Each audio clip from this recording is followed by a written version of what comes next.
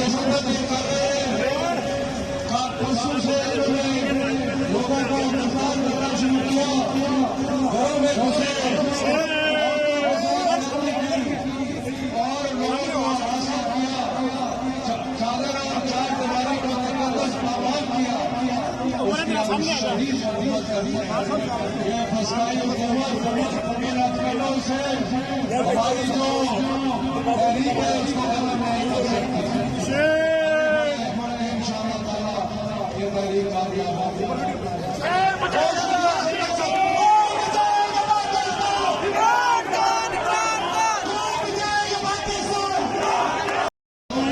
दहशतगर्द ये कर रहे हैं, परसों से इन्होंने लोगों को गिरफ्तार करना शुरू किया, घरों में घुसे और लोगों को हरासा किया, चादर और चार दीवारी को तकदस पामाल किया। ये फसाई हुकूमत इन हथकंडों से हमारी जो तहरीक है उसको खत्म नहीं कर सकती। इंशाअल्लाह ताला ये तहरीक कामयाब होगी।